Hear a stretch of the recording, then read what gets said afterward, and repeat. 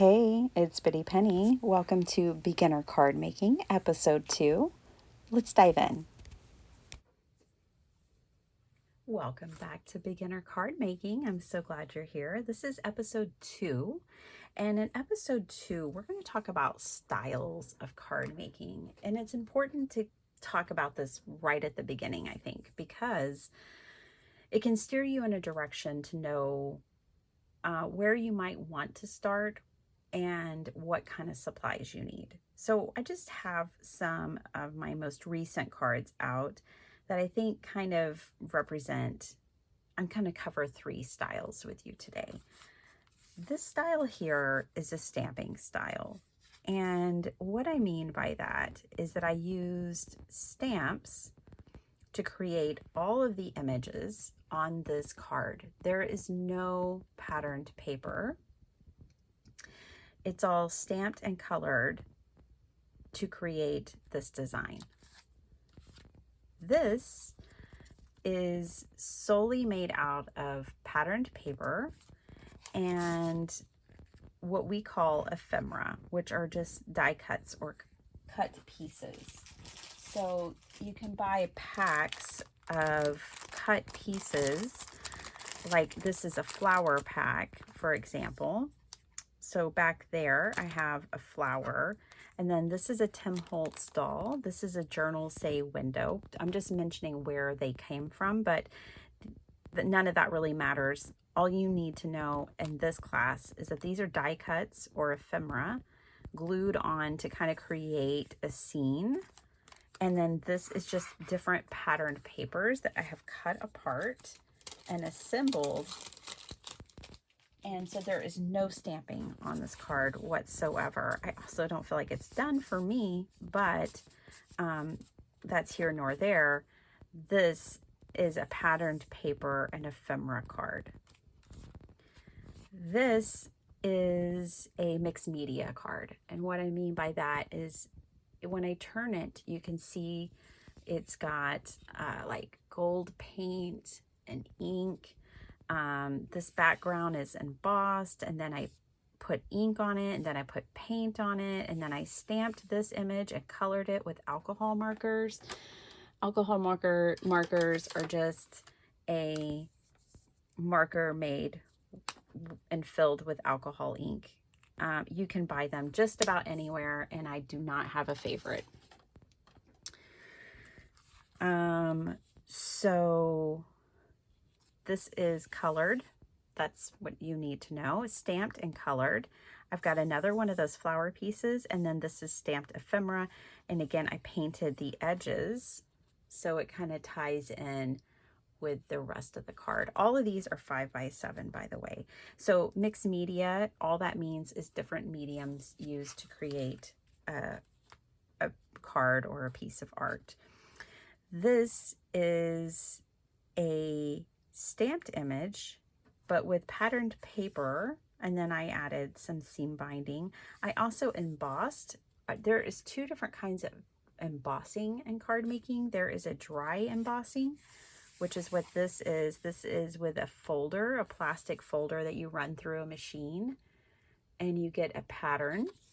And then there's heat embossing, which is involves ink and embossing powder and a heat tool. You melt it. It's a plastic. It's a fine plastic that you melt. Okay, so this is a combination of stamping and patterned paper. And this is actually also a sheet load. And I want to introduce you to this concept early on, because if you're just getting started with card making, I think the sheet load is a beautiful place to start. Because, or with card sketches in general, because what you can get is a card design, a basic card design, a place to start with all of your measurements. You'll know exactly how to cut and arrange.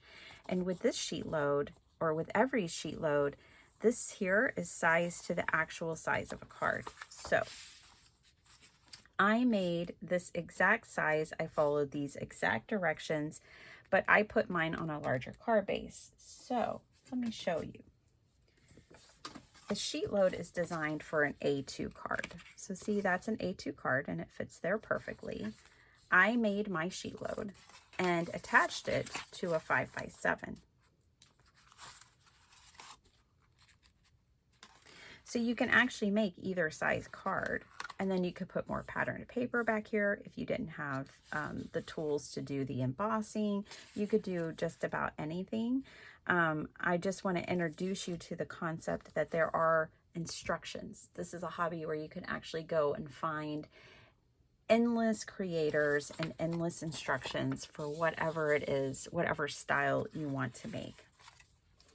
Okay, but I wanted to give you an idea. You can mix, your stamps and your papers. You can add paint and do mixed media. You can only use paper. You can only use stamps. You can do anything you want to create the cards you want to make. I want to, in this video, talk a little bit real quick about the kind of difference. Let's just real loosely look at the difference. So let's say you're just getting started. You need, I think, a paper trimmer.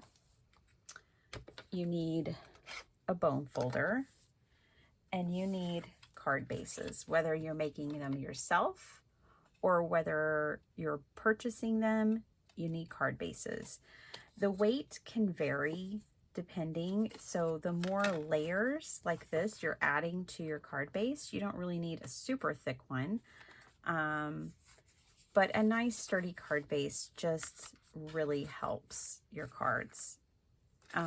So 80 pounds, 65 pounds and up, I would say. And pounds refers to the weight, the thickness of your paper. And I would say stick with 65 and above. The paper that I showed in the first class that would work just fine. I have a cuckoo clock in my craft room. Welcome. Okay, so these are the basics. And a pair of scissors. You need a pair of scissors. You don't need a fancy pair, but you need a pair of scissors. I would say that paper, scissors, a bone folder, a paper trimmer, and glue. The glue really doesn't matter that much either when you're first starting. I even used Elmer's glue when I first started. You don't have to be fancy. When you're first starting the hobby, first of all, if no one's told you yet, it's an expensive hobby, or it can be.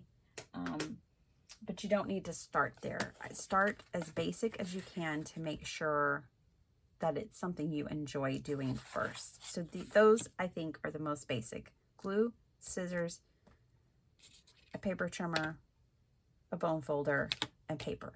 That's what you essentially need. Now, there's all different styles, even more than what I'm showing you here, but we're just in the basics of card making right now is what I'm trying to convey. I want to show you, if you want to make I think patterned paper is the most economical, affordable way to start in card making, because you can have your basics that I just showed you, and then you can purchase a paper pad. I want to go over just a couple of paper pads with you, but essentially these are around $10 or less. And this has 24 double-sided sheets. You get lots of paper. This would make easily 30 cards, especially if they're A2.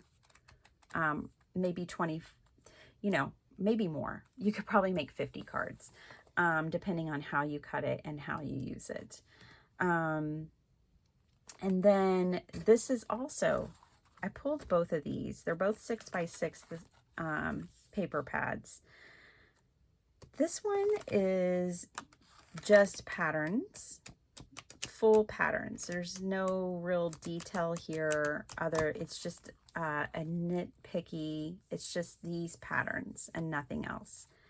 This paper pad has detail to it. So this paper pad has all your backgrounds like the other one did, but it also has what we call cut aparts. And these are designed so that you can cut these up and decorate your cards with them. Here's some more cut aparts. So with this one paper pad and just the basic supplies that I just showed you and a card sketch or just your own imagination, you could make 25, 30 cards. So we're talking about a low investment to get into the hobby. The sheet load is free. Go over to Call Me Crafty Al's YouTube channel and you'll see instructions right here on my channel. I've been on this team for 4 years. I have a sheet load for every month for the last 4 years to keep you inspired as well. But if you want the instructions, they are free. You have to go to Call Me Crafty Al. There's another creator here on YouTube who does her own version of sharing card challenges and card sketches, and that's Kendra's Card Challenge. She has a totally different approach, and it's really cool. It's quarterly, and basically the idea is you take these 6x6 paper pads that I'm showing you right now, any of them that you choose, you pick 6 sheets, and it makes 18 cards in this one. Sometimes they make 15 cards. You cut your paper to the dimensions that she shows here, and then you assemble it in one of each of these styles. It's a whole thing. There's a whole community behind it. It's a whole lot of information that I can't cover in this video, but I will leave it linked down below. I'll leave an intro for her and Call Me Crafty Al down below. So grab yourself a card sketch, a paper pad, some glue, a card base, and you could be making cards immediately. Where do you buy 6x6 card paper or pattern paper? You can buy it at Hobby Lobby, Michael's, Dollar Tree has been making it too. It's kind of hard to find there, but they do have it. And then there's a ton of online retailers as well, which you'll find out more about every time you watch a card video, because they're going to be telling you where to go shopping. And where they get things. But I think this is the way to get into card making, because let me show you the difference. So now I'm telling you to make patterned paper cards, this is what you need. One thing, one paper pad. To make stamped cards, you need more. You're gonna need stamping blocks, and probably of different sizes and multiples. So you're gonna need some of these, and my collection just keeps going and going, but you're gonna need a variety of stamping blocks. These, you can get some at the Dollar Tree. They are awesome. Grab them if you see them and you're getting into this hobby for $1.25, because the rest of these could go up to $12, $15 for just one block. But you're going to need those. You're going to need some kind of ink, and you're going to need stamps. That's the basics, just to make a stamped card. You can get your stamps cheaply, you can get your stamps expensively. There's a whole array, there's a whole spectrum, there's a lot of different kinds. So I will go over this more in the next video for you. This is obviously one that I got at Hobby Lobby, also on clearance. I want to encourage you to not go out and spend all the money until you know you want to do this hobby. And here's another. Sorry. Okay, so we will get into this later, but to make the stamped cards, you can tell you need a whole lot more than you do with a patterned paper. I'm going to separate these videos. We're going to dive into what you need, and we're going to dive into a stamped card. We're going to dive into the patterned paper cards. I'll make a sheet load with you and try to take you through actually making a card, but I wanted to cover this first because, you know, you're going to aesthetically be drawn to different types of cards. And I want you to be aware of the difference in supplies. There's a difference in skill level and technique that these require that you build over time. And we haven't even talked yet about how you color your images once you stamp them. So that's why this is going to have to be a whole nother video. I need to retie my bow. You can always put a dot of glue if your bow comes untied. You can actually glue it a little and it'll stay closed forever. I didn't do that with this card. I will double knot it. There we go. Now I shouldn't have that problem. Okay, so we haven't even discussed yet, how did I color this? Like, what about those supplies? Where do those come from? How do you learn to color like this? So that's why this is going to require a whole nother video. But you can tell this card takes more skill. It takes more supplies. So if you're just starting, I would say your first assignment is to find a paper pad. If you can't find 6x6 or you don't like them, don't worry. I'm sure if you're watching this video, chances are in your lifetime you've encountered also a 12x12 pad of paper, also known as scrapbooking paper.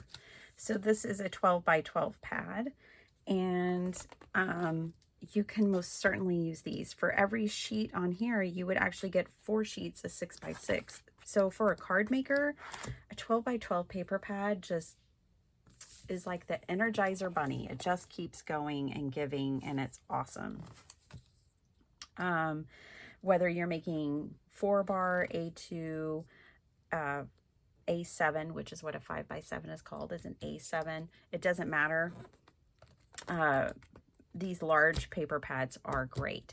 The one thing I'll say is that they are scaled a little differently. Like these images are scaled small because they're intended to go on a small project. These are scaled larger because it's a larger sheet of paper. Either way, your assignment is to grab some patterned paper and be ready for the next class, which will be episode 3. Thank you so much for watching. I hope you enjoyed this, and I'll see you next time. Bye.